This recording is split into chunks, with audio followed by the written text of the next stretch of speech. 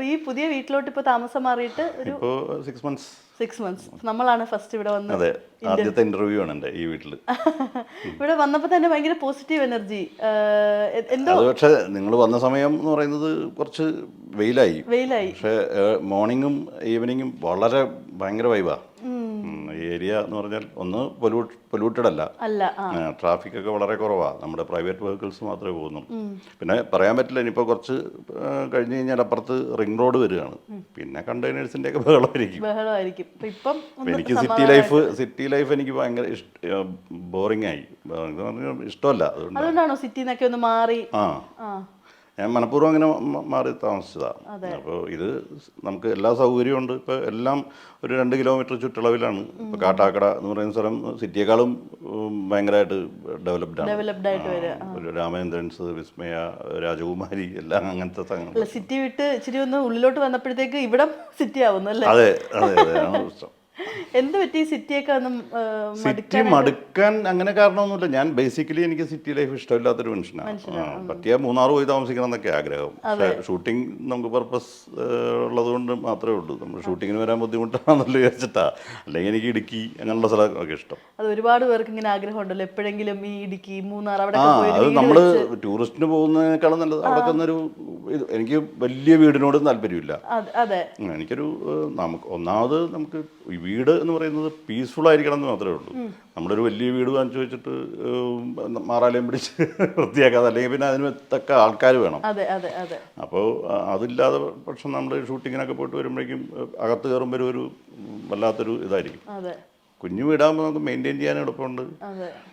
പിന്നെ ആൾക്കാർ എന്താ പറയുക, ആൾക്കാരുടെ എണ്ണം അനുസരിച്ചല്ലേ താമസിക്കാനുള്ളൊരു സ്ഥലം തിരഞ്ഞെടുക്കുന്നത്. പിന്നെ ചേട്ടൻ്റെ ഇപ്പം പറഞ്ഞിരുന്നല്ലോ, നമുക്കിപ്പോൾ വലിയ വീട് ആയാൽ പോലും ഒരു സമാധാനം അതെല്ലാം വേണമെന്ന്. ചേട്ടൻ്റെ ഒരു പെർസ്പെക്റ്റീവിൽ എന്താണ് ഒരു ഹോം, എന്താണ് ഒരു സമാധാനം? നമ്മൾ ഇപ്പം ഷൂട്ടിങ്ങിന് പോയി കഴിഞ്ഞാൽ നൂർജഹാൻ അറിയാമല്ലോ, രാവിലെ പോയി കഴിഞ്ഞാൽ പിന്നെ വൈകുന്നേരം 10 മണിക്കൊക്കെ ആയിരിക്കും കയറി വരുന്നത്.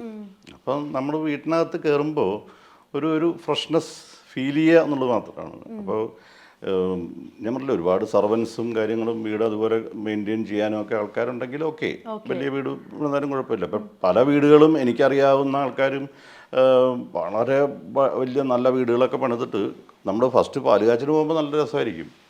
ആഫ്റ്റർ ഇയർ, ഒരു വർഷം കഴിഞ്ഞിട്ട് നമ്മൾ പോയി കഴിഞ്ഞാൽ അവരതുപോലെ മെയിൻറ്റെയിൻ ചെയ്യുന്ന ആൾക്കാരാണെങ്കിൽ പലരും മെയിൻറ്റെയിൻ ചെയ്യുന്നുണ്ട് കേട്ടോ. ചെയ്യാത്തവരുടെ എന്ന് പറഞ്ഞാൽ പൊടിയും പിടിച്ച് മാറാലയും പിടിച്ച് അങ്ങനെ ഒരു നെഗറ്റീവ് എനർജി കൊണ്ടുവരേണ്ട കാര്യമുണ്ടോ? ഇപ്പം നമുക്ക് എല്ലാവർക്കും ആഗ്രഹം വലിയ വീടുകൾ പണിയുക എന്നുള്ളതാണ്. അപ്പം ഈ വീട് പണിയുന്നതിൻ്റെ ഒരു പർപ്പസ് ആലോചിച്ചാൽ മതി, അത്രേ ഉള്ളൂ. ഇപ്പം ചേട്ടൻ്റെ സിനിമ ജീവിതത്തിലോട്ട് നമ്മളിങ്ങനെ തിരിഞ്ഞു നോക്കുകയാണെങ്കിൽ 1980 ആ കാലഘട്ടത്തിൽ തുടങ്ങിയതാണ്. ശരിക്കും പറഞ്ഞാൽ ജഗന്നാഥ വർമ്മയുടെ മകൻ എന്ന രീതിയിൽ സിനിമയിലേക്ക് വരാൻ ഈസി ആയിരുന്നോ? അങ്ങനെയില്ല. കാരണം അച്ഛൻ്റെ പേരൊരിക്കലും ഉപയോഗിക്കാൻ പുറത്തറിയുന്നത് അങ്ങനെയാണെങ്കിലും ആ ഒരു പേരിൽ അച്ഛൻ ഇതുവരെ ആരോടും റെക്കമെൻഡ് ചെയ്തിട്ടുമില്ല. ഞാൻ എൻ്റെ ഡിഗ്രി കഴിയണം എന്നൊരു ആഗ്രഹം അച്ഛനുണ്ടായിരുന്നു. ഞാൻ 94 ബാച്ചിൽ പോലീസ് ടെസ്റ്റ് എഴുതിയ ആളാണ്. അല്ല, അച്ഛൻ അങ്ങനെയൊന്നുമില്ല, ഗവൺമെൻറ് സർവൻ്റ് ആവണം. അച്ഛൻ പറയുന്നത് എന്നെ പോലെ ഗവൺമെൻറ് സർവൻ്റ് ആയിക്കഴിഞ്ഞാൽ കുറച്ചും കൂടെ സെക്യൂർഡാണ്. അപ്പം അച്ഛൻ പറയുന്നത് ഈ ഫീൽഡ് ഒരു സെക്യൂർഡല്ല നമുക്ക്. അപ്പം ഞാൻ പലപ്പോഴും അച്ഛൻ പറഞ്ഞ വാക്കുകൾ ആലോചിക്കാറുണ്ട്. കാരണം നമുക്ക് ഒരു സ്റ്റേബിളായിട്ട് നമുക്ക് കിട്ടിക്കഴിഞ്ഞാലേ അതിന് ഗുണം ഉണ്ടാവുള്ളൂ. ഇപ്പം എല്ലാവരും സൂപ്പർ സ്റ്റാർസ് ആവണമെന്നില്ല.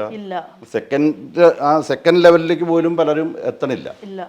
അപ്പോൾ അങ്ങനെയുള്ളവർക്ക് ഒരു ക്രൈസിസ്, കോവിഡ് പോലത്തെ ഒരു ക്രൈസിസ് വന്നു കഴിഞ്ഞാൽ വളരെ പ്രശ്നമാണ്. എനിക്ക് വന്നിട്ടില്ല, ടൈം നന്നായിട്ട് ബാധിച്ചു. പിന്നെ ഞാൻ പറഞ്ഞില്ലേ, ഇപ്പോൾ നമ്മൾ സ്വന്തം വീടുള്ളവർ അങ്ങനെയുള്ള ആൾക്കാർക്ക് വലിയ പ്രശ്നമില്ല. പക്ഷേ റെൻറ്റിന് താമസിക്കുന്ന ആൾക്കാർക്കൊക്കെ ഒരുപാട് എഫക്റ്റ് ചെയ്തു. എനിക്കറിയാവുന്ന ആൾക്കാർക്ക് തന്നെ ഒരുപാട് എഫക്റ്റ് ചെയ്തു. EMI അടയ്ക്കുന്നതും എല്ലാം. ഇപ്പോൾ ബാങ്കുകാർ പറയുന്നത് മറ്റേ എന്തോ ഒരു ഇതുണ്ടായിരുന്നല്ലോ, നീട്ടിക്കൊടുത്താൽ മതി എന്നൊക്കെ പറഞ്ഞിട്ട്. പക്ഷേ അതിനും ഇൻട്രസ്റ്റ് വരുന്നു എന്നുള്ളത് പലർക്കും അറിഞ്ഞുകൂടായിരുന്നു. അപ്പോൾ അങ്ങനെയുള്ള ക്രൈസിസ് ഒരുപാടുണ്ടായിരുന്നു. അപ്പോൾ നമ്മൾ പറഞ്ഞു വന്ന പോലെ അച്ഛൻ ഒരു തവണ പോലും അങ്ങനെ ഇല്ല. ആ പേരിൽ അറിയപ്പെടണം എന്ന്, ആ പേരിൽ നമുക്കൊരു എൻട്രി കിട്ടിക്കഴിഞ്ഞാൽ അച്ഛൻ പറയാറുള്ളത്, പിന്നെ അത് നിനക്ക് കഴിവുണ്ടെങ്കിൽ കഴിവിന് അച്ഛൻ പറയുന്നൊരു ഫോർമുലയുണ്ട്. 85% ലക്കാണ്, ഒരു 10% കഴിവും 5% പിന്നെ കൈമണിയും കാര്യങ്ങളൊക്കെയാണ് എന്നുള്ളത്. പക്ഷേ ഇന്നുള്ളവരെല്ലാവരും കഴിവുള്ള ആൾക്കാരാണ്. നമ്മുടെ ന്യൂജൻ ആൾക്കാർ മാത്രമല്ല, ഇപ്പം നമ്മുടെ പഴയ സൂപ്പർ സ്റ്റാർസ് അല്ലെങ്കിൽ അന്നത്തെ കാലഘട്ടത്തിലുള്ള ആർട്ടിസ്റ്റുകൾ എന്ന് പറഞ്ഞാൽ അപാര കഴിവുള്ള ആൾക്കാരായിരുന്നു. ഇന്നുള്ള ആൾക്കാരും ഇപ്പോൾ സീരിയലിലായാലും സിനിമയിലായാലും പുതിയ ആൾക്കാർ വരുന്നവരെല്ലാം കഴിവുള്ള ആൾക്കാരാണ്. കുട്ടികളെല്ലാം കഴിവുള്ള ആൾക്കാരാണ്. അപ്പോൾ ഞാൻ ചിലപ്പോൾ ഇങ്ങനെ മാറി നിന്ന് നോക്കിക്കാണും. ഇപ്പോൾ കുറേ പേര് ജോലി, വെറുതെ ഒരു ജോലി, പോക്കറ്റ് മണി എന്നുള്ളൊരു ലെവലിൽ വരുന്നുണ്ട്. ചിലർ പക്ഷേ വളരെ സിൻസിയറായിട്ട് പാഷനായിട്ട് തന്നെ വരുന്ന ആളുകളാണ്. അഭിനയിക്കുന്ന ആൾക്കാർ. ആ ഒരു സമയത്ത് ചേട്ടനെ ഇതേപോലെ അരവിന്ദ് സ്വാമിയായിട്ടൊക്കെ എല്ലാവരും പറയുന്നൊക്കെ ഉണ്ടായിരുന്നു അല്ലേ? അതുണ്ടായിരുന്നു. ഞാനയിലൊക്കെ അന്ന് നാനാ വീക്കിലിയൊക്കെ ഉണ്ടായിരുന്ന സമയമായിരുന്നില്ലേ, അന്ന് ഞങ്ങളുടെ ഫോട്ടോയൊക്കെ വന്നിരുന്നു. അതെ. ആ കാലഘട്ടത്തിൽ ഇപ്പോൾ ജയറാമൊക്കെ വന്നൊരു കാലഘട്ടമായിരുന്നല്ലോ ഞാൻ എൻട്രി ചെയ്യുന്നത്. അതെ അതെ. അപ്പം അന്ന് നമ്മൾ ഒരു സ്വപ്നം കാണുന്നതൊക്കെ അങ്ങനെ ആലമില്ല. പക്ഷേ എനിക്ക് കിട്ടാതെ പോയൊരു ഭാഗ്യമാണ് പത്മനാഭൻ സാറിൻ്റെ ഒരു പടം മിസ്സായതാണ്. ഒരുപാട് വരുന്നു. മൂന്നാം പക്കം ജയറാമിൻ്റെ വേഷമല്ല, അല്ല, അതിൽ അജയൻ ചെയ്തൊരു വേഷം ഉണ്ടായിരുന്നു. അപ്പോൾ അതിൽ സാറ് സുരേഷ് ഗോപിയുടെ കല്യാണത്തിൻ്റെ സമയത്ത് ഹാളിൻ്റെ ഒരു സ്ഥലത്ത് വെച്ച് എനിക്ക് എപ്പോഴും ഓർമ്മയുണ്ട്. സാറിങ്ങനെ സ്മോക്ക് ചെയ്തുകൊണ്ടിരിക്കുന്ന സമയത്ത് ഞാനതിലെ പാസ് ചെയ്തപ്പോൾ എന്നെ വിളിച്ചിട്ട് കടലിൽ നീന്താൻ പഠിക്കണം എന്നൊക്കെ പറഞ്ഞു എൻ്റെ അടുത്ത്. അപ്പോൾ അതിലും ബേസ് ആയത് അദ്ദേഹത്തിൻ്റെ മോൻ തന്നെയാണ്. അനന്തപത്മനാഭൻ എൻ്റെ ജൂനിയറായിട്ട് പഠിച്ചതാണ്.